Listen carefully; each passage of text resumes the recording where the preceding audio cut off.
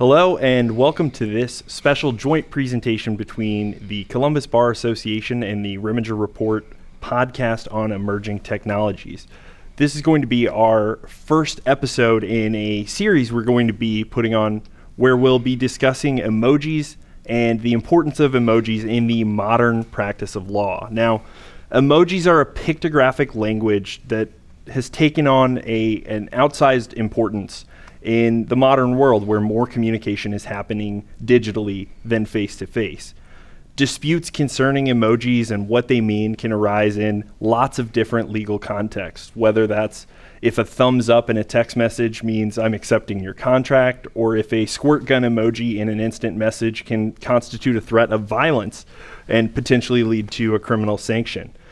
These types of questions are becoming more and more commonplace, and that's why it's important for attorneys to stay abreast of these issues and know what they're dealing with, as it's increasingly likely that they will see emojis come up in their practice. Now, it may be helpful if we take a quick step back and give just a brief explanation about what emojis are. Now, I was surprised to learn that the word emoji doesn't have anything to do with the English word emotion. Emoji is actually just a combination of the Japanese word for character and picture. So essentially, emoji is just the Japanese word for pictograph. Modern emojis have their origins, as I said, in Japan, with the first complete set of emojis being created in the mid-1990s by a designer at a Japanese telecommunications company. But modern emoji are really a continuation of emoticons, which people are likely familiar with, which is just making a facial expression using symbols or characters on a keyboard. You can think of a colon followed by a closed parentheses to make a smiley face. Now, the use of emoticons became very commonplace again in the 90s as more people started to communicate digitally. But the origins of using emoticons actually dates back hundreds of years to when the first, printed communications were taking place. So this is something that's been around for a very long time, but is gaining more and more and more importance as more things happen digitally and less things happen face to face. Tim, why don't you tell us a little bit about yourself? Yeah, no problem. Thanks for having me. I run a local company called Only in C-Bus, which is I call it digital media. We do everything from local news to entertainment. We make products, things like that. But my main goal is to really have as close of a touch as I can to like what's going on in the city and trying to help people that live here access things they would be interested in. So not just big brands, big media, stuff like that. More of like finding out about who's doing what, how they're doing it. And, I always use the example, I love cookies. I want to find out who's got the best cookies. So however I figure that out, that's great. So I want to be that conduit for people to find whatever they're looking for. And that process of, sort of relaying information to the larger community, I would assume that requires like a substantial amount of communicating through online platforms. Would that be? Yeah, almost exclusively. All right. What does that process look like usually?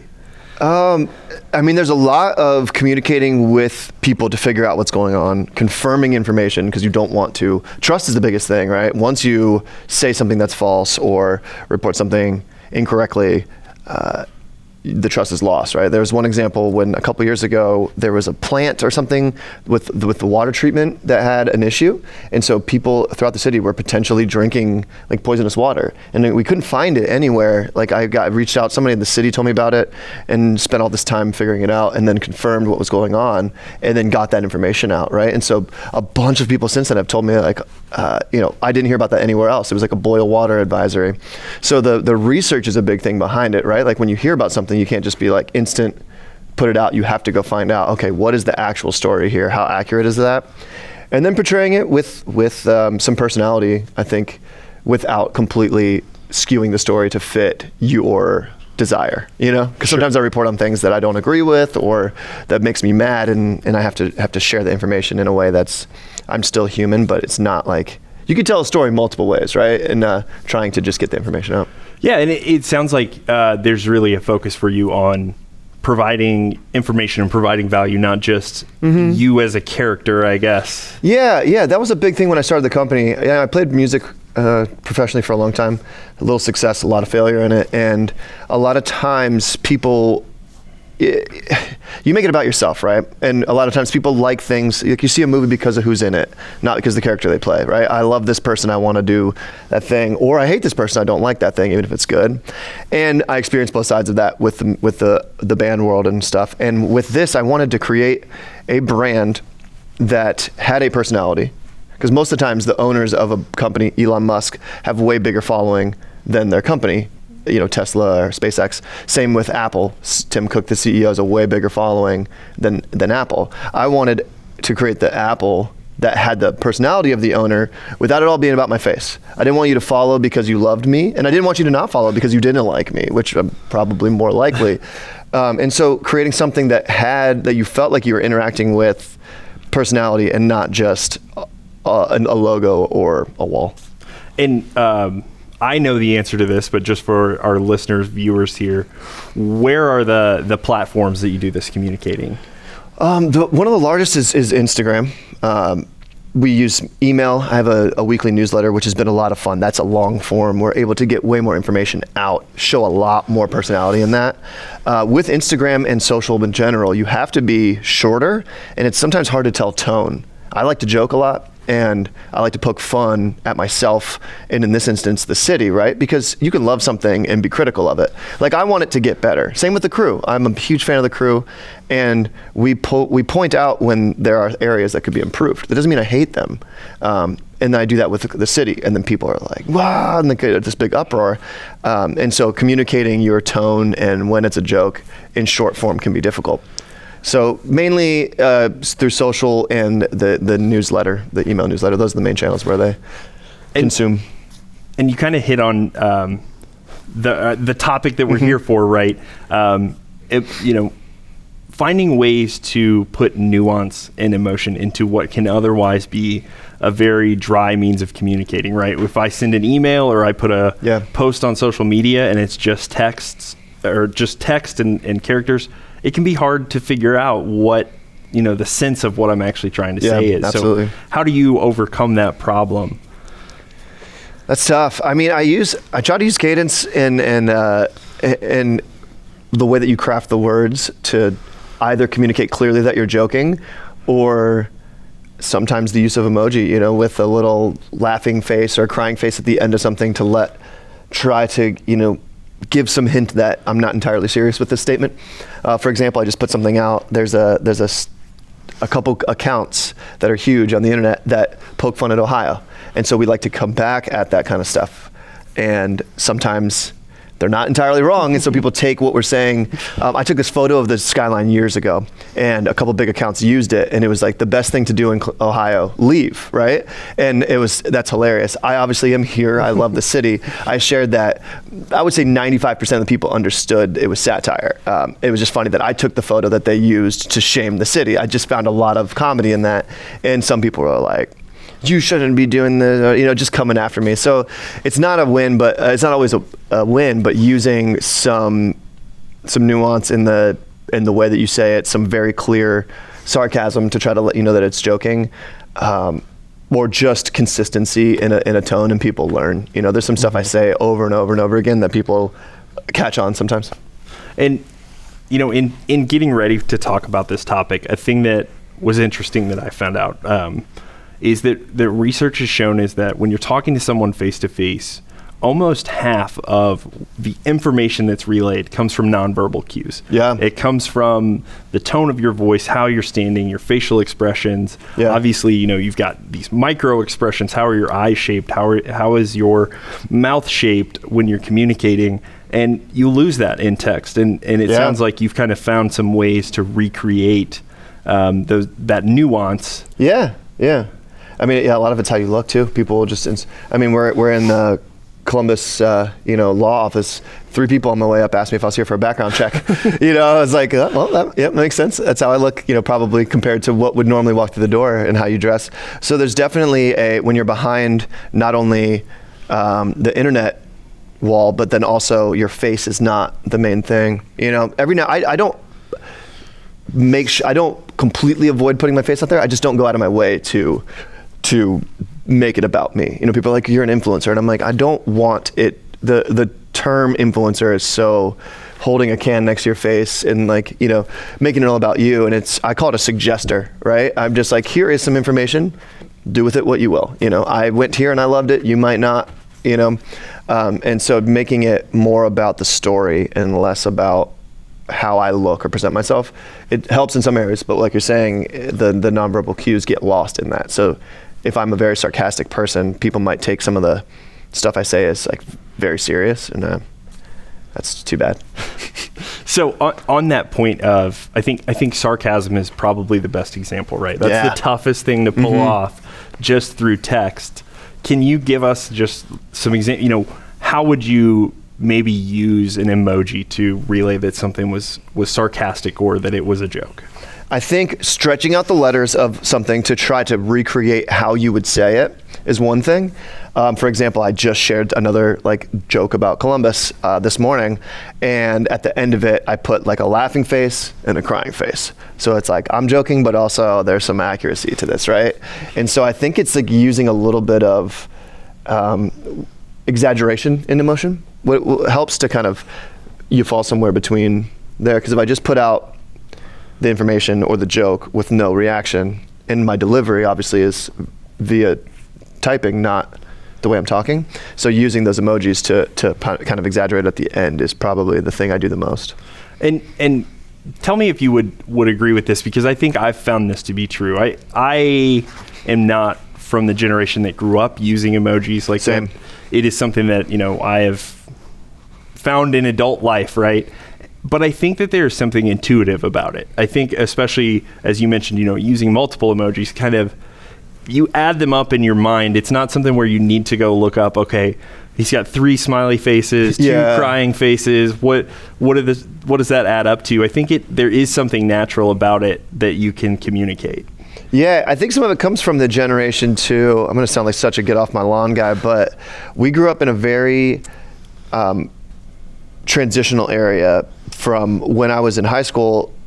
The internet was coming out and we had dial-up at AOL at home, and I had to run home and get on AIM to talk to my friends.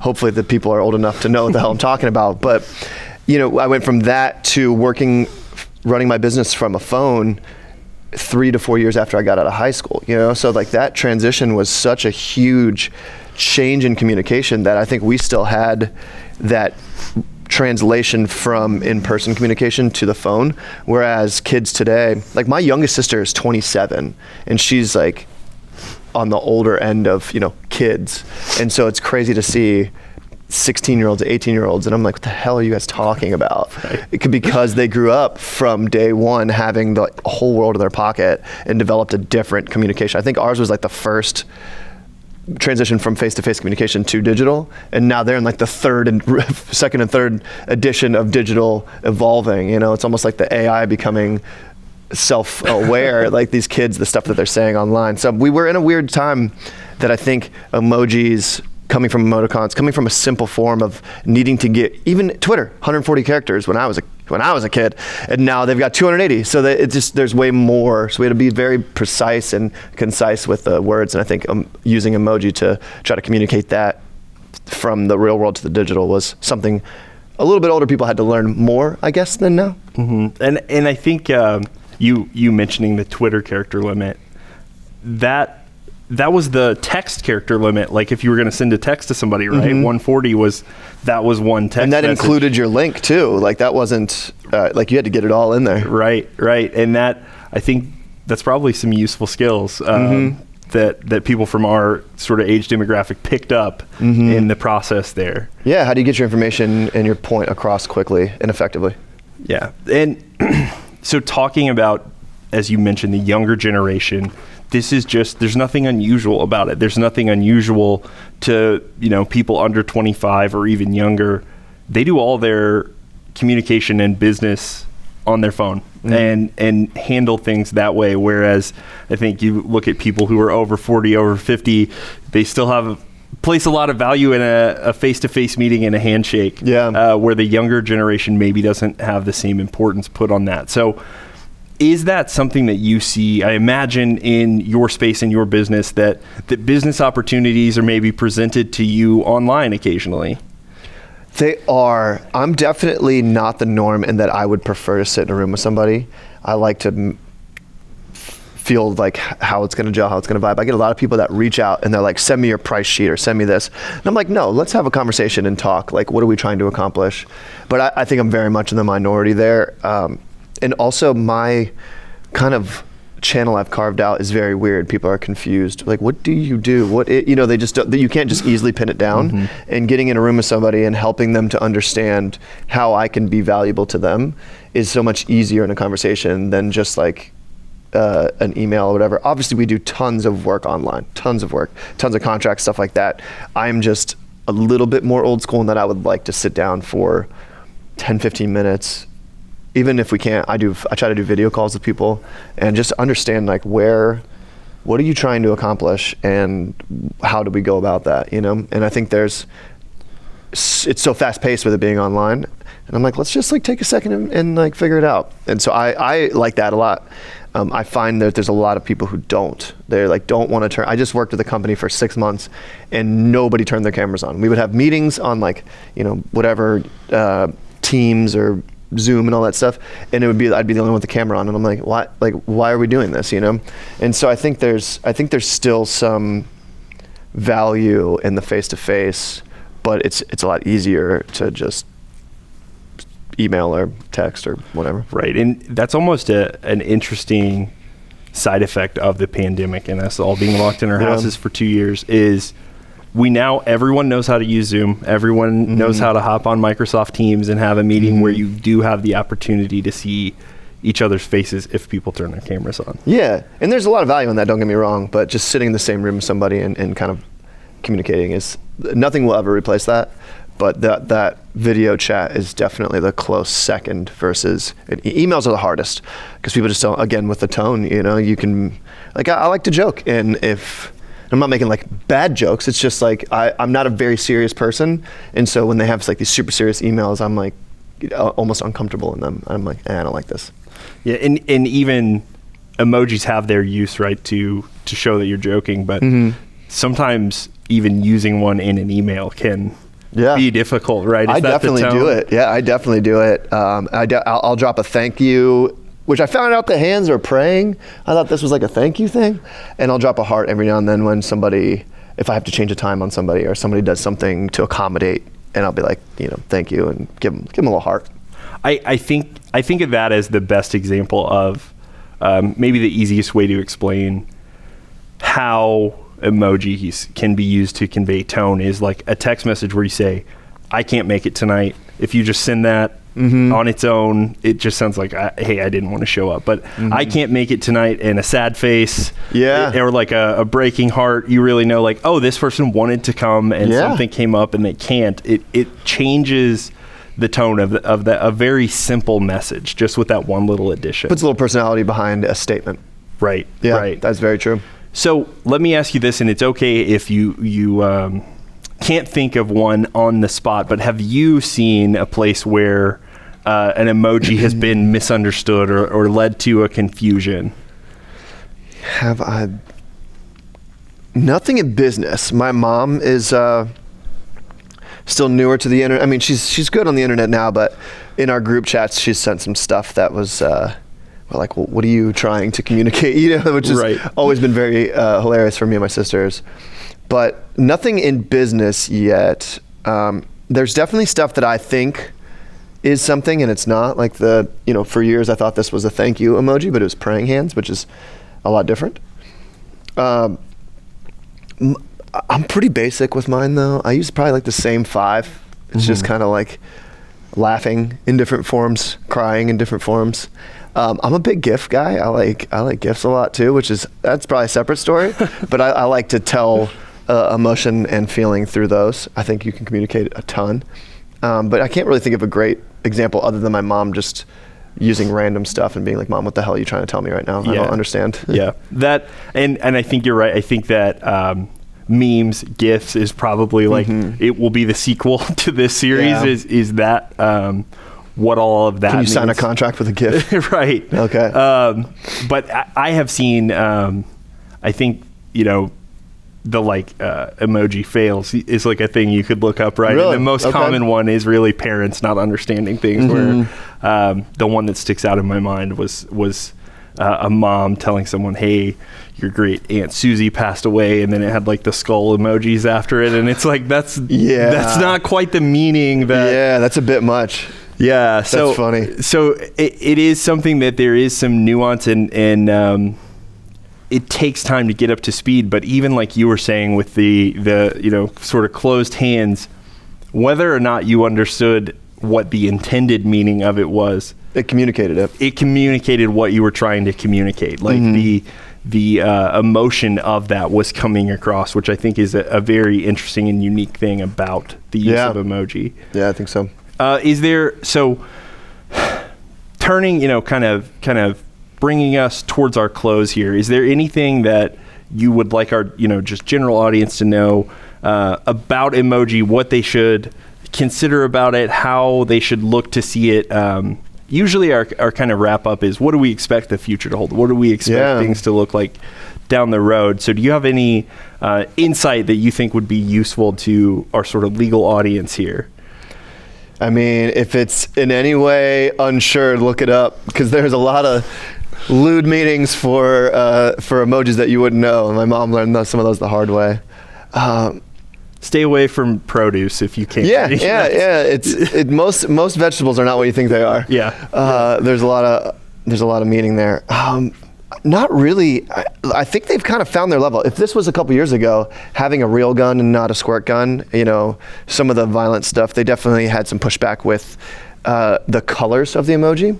One thing that I do is I'm very pale, and I've just always used like the standard orange guy, right? I'm not like trying to fit my thing, but I don't think I'm the audience there. I think a lot of people felt represented once they offered shades. So there was a lot. I think there's a lot that was done after they made the mistakes. I'm sure there's going to be stuff later, but I think if this was like maybe a couple years ago, including people, the way that they look, like that seemed like such a simple thing.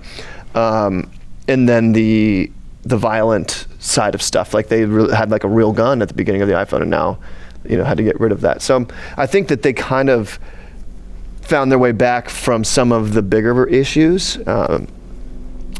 But yeah, just look up what the produce means before you use it. Yeah. Solid advice. Tim, I thank you so much for joining us. This is thanks for having me. Incredibly insightful and useful. And can you let people know where to find you, where to? Yeah, just only in CBUS, anywhere. ONLYINCBUS. We're on all the channels, mainly Instagram. The newsletter is called The Scarlet Letter. It comes out Friday mornings. That's like my I don't want to say pride and joy, but that's the thing that we've really been having a lot of fun with. It kind of wraps up major news, local news, and then hopefully some information that you may not have heard about, providing some value there. And that's a lot of fun. So that one's called The Scarlet Letter. You can subscribe to that on onlyincbus.com. All right, excellent. Well, thank you again, Tim, and thank you to our viewers and listeners for joining us today. Please make sure to join us for our next installment of this special presentation with the Columbus Bar Association and the Reminger Report podcast. Thank you.